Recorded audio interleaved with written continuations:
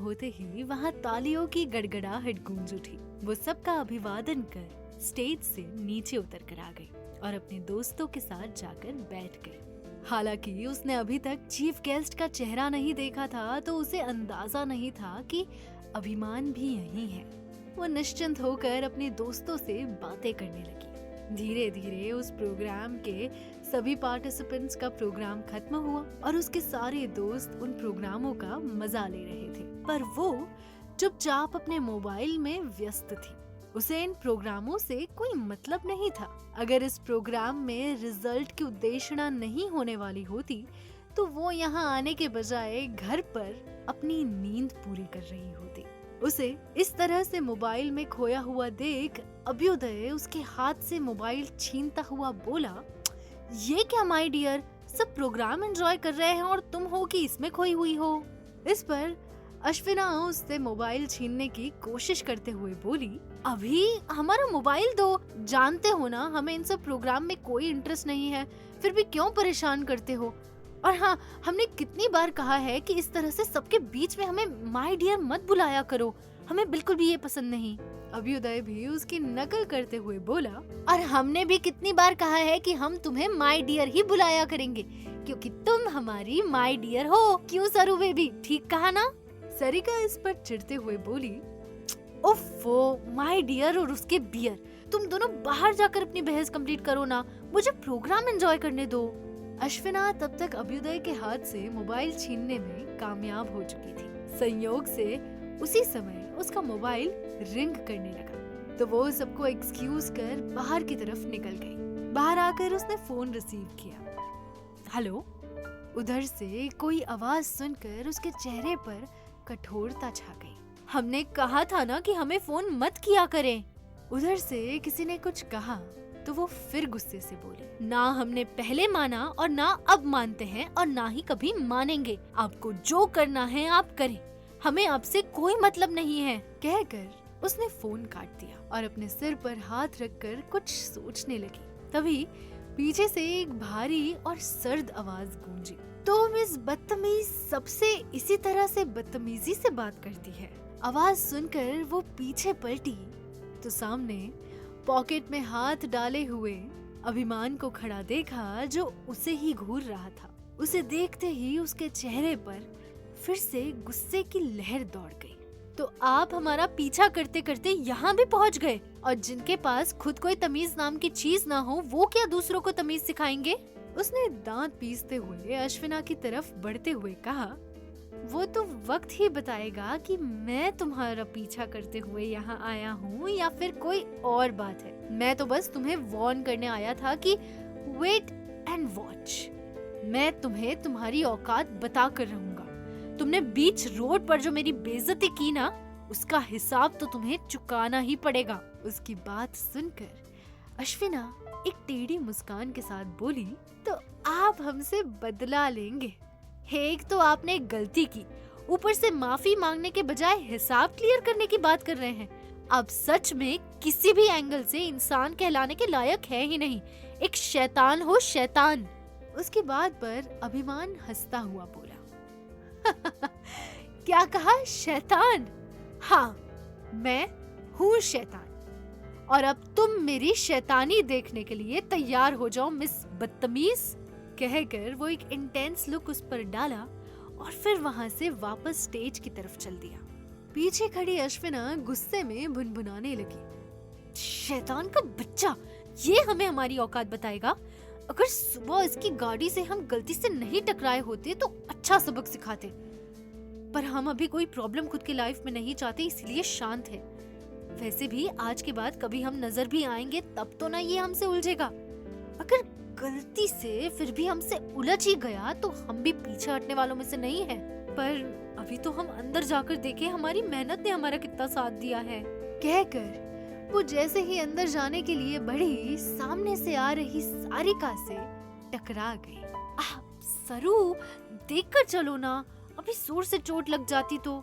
सारिका चिंतित होकर उसके माथे को देखते हुए बोली, ओह सॉरी अश्वी, मैंने देखा ही नहीं, वैसे कहीं जोर से तो नहीं लगी ना चोट?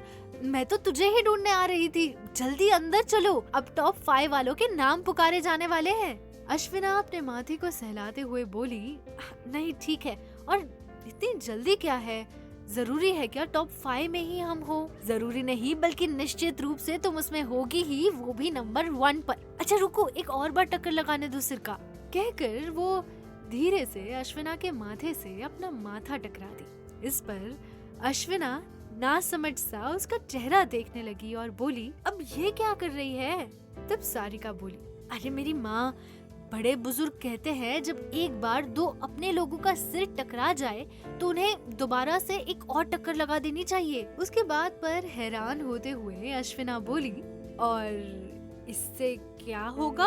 अरे इससे वे दोनों लोग कभी एक दूसरे से बिछड़ेंगे नहीं। अच्छा अब जल्दी से अंदर चलो। वैसे तुम यहाँ किस पर बन बना रही थी? सारिका को याद आया तो वो पूछ बैठी। अश्विना मुंह बनाकर बोली, ओ अरे वो कार वाला शैतान हमारा पीछा करते करते यहाँ भी आ पहुँचा। कह रहा था कि वो अपनी बदतमीजी का बदला लेकर रहेगा। सारिका हल्के गुस्से से बोली, अजीब बदतमीज इंसान है वो। तूने हम लोगों को बुलाया क्यों नहीं? यही उसका सारा हिसाब क्लियर कर देते। अश्विना अभिमान की चर्चा को इग्नोर करते हुए बोली, छोड़ो ना, वैसे भी हमें प्लेसमेंट तो मिल ही जाएगा, तो फिर वो हमसे कहाँ से फिर से मिलने वाला है? चलो हम अंदर चलें। तभी एंकर ने उद्देश्य किया। तो दोस्तों, अब शुरू होता है फाइनल ईयर वालों के रिजल्ट की घोषणा। तो हर साल के भांति इस साल भी छात्रों ने अपनी पोजीशन बरकरार रखी है और उनके इस मेहनत और लगन से खुश होकर हमारे प्रिंसिपल महोदय के आग्रह पर टॉप 5 में अपनी पोजीशन बरकरार रखने वालों को हमारे चीफ गेस्ट मिस्टर अभिमान शेखावत के हाथों उनका सर्टिफिकेट और साथ ही साथ उनके कैंपस प्लेसमेंट के रिजल्ट के हिसाब से उनका ज्वाइनिंग लेटर भी दिया जाएगा। अनाउंसमेंट सुनकर सब स्टेज की तरफ देखने लगे। बारी बारी से सभी का नाम उनके पोजीशन के हिसाब से पुकारा जा रहा था। अश्विना और सारिका भी अंदर आ चुके थे। तभी अश्विना की नजर सर्टिफिकेट प्रदान करते हुए चीफ गेस्ट पर पड़ी तो वो हैरान रह गई। ये शैतान का बच्चा यहाँ क्या कर रहा है? उसकी बात सुनकर अभ्युदय और सारिका उसकी तरफ देखने लगे। तुम किसकी बात कर रही हो माय डियर? अभ्युदय बोला तो अश्विना ने सामने की तरफ इशारा किया और बोली, अरे यही तो हमारे चीफ गेस्ट है और यही वो शैतान का बच्चा है जिसके कार से सुबह हम टकराए थे और इसने हमसे माफी भी नहीं मांगी और तो और अभी बाहर हमसे अपना हिसाब क्लियर करने का बोल रहा था। उसकी बात सुनकर अभ्युदय और सारिका दोनों के ही मुंह खुले के खुले रह गए। क्या यही वो है जिससे तुमने सुबह सुबह पंगा लिया था? इस पर अश्विना उन दोनों का उड़ा हुआ चेहरा देखने लगी और बोली, क्या कहा? हमने पंगा लिया था? अरे हमने तो गलती से टकरा जाने पर माफी भी मांगी थी, पर इस शैतान ने हम पर नोट फेंकने की गलती के लिए माफी नहीं मांगी। अरे पर अभ्युदय कुछ बोलता इससे पहले ही अश्विना का नाम पुकारा जाने लगा। हर साल की तरह इस साल भी अपने बैच में नंबर 1 पोजीशन हासिल किया है मिस अश्विना राठौड़ ने और कैंपस सिलेक्शन में भी बाजी मारते हुए इन्होंने शेखावत ग्रुप के सिलेक्शन लिस्ट में अपना पहला स्थान दर्ज कराया है। तो मिस राठौड़ आप जहां भी हो कृपया स्टेज पर आकर हमारे ऑनरेबल चीफ गेस्ट से अपना सर्टिफिकेट और ज्वाइनिंग लेटर ले जाएं। इस अनाउंसमेंट को सुनते ही सभी स्टूडेंट्स अश्विना के लिए हूटिंग करने लगे। अश्विना अपना पोजीशन जानकर खुशी से खिल उठी, पर उसे तब झटका लगा जब उसने अपने दोस्तों को चुपचाप उसके चेहरे को देखते हुए पाया तो वो बोली, अरे तुम लोगों को क्या हुआ है? क्या तुम लोग हमारी पोजीशन से खुश नहीं हो? सारिका बोली, ऐसी बात नहीं है अश्वी, हमें तो पहले से ही पता था कि नंबर 1 पोजीशन तुम्हें ही मिलना है। पर अश्विना बोली, पर क्या?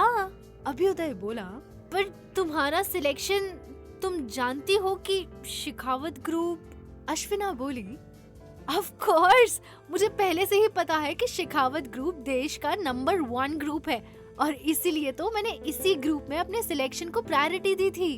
अभ्युदय बोला, are you sure my dear, तुम अभी भी जाना चाहती हो उस कंपनी में? क्यों, क्या खराबी है उस कंपनी में?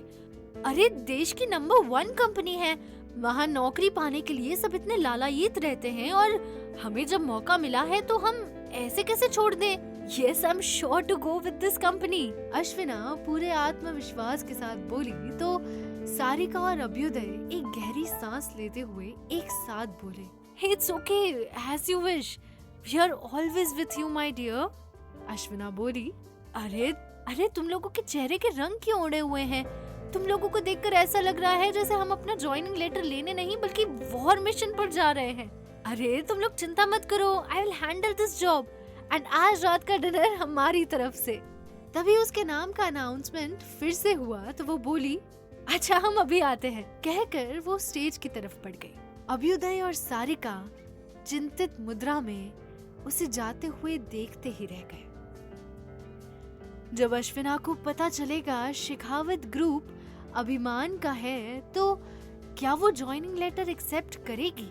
अभिमान कैसे लेगा अश्विना से अपनी बेइज्जती का बदला? सब कुछ जानना चाहते हैं तो सुनते रहे द टॉक्सिक अफेयर, सिर्फ और सिर्फ प्रति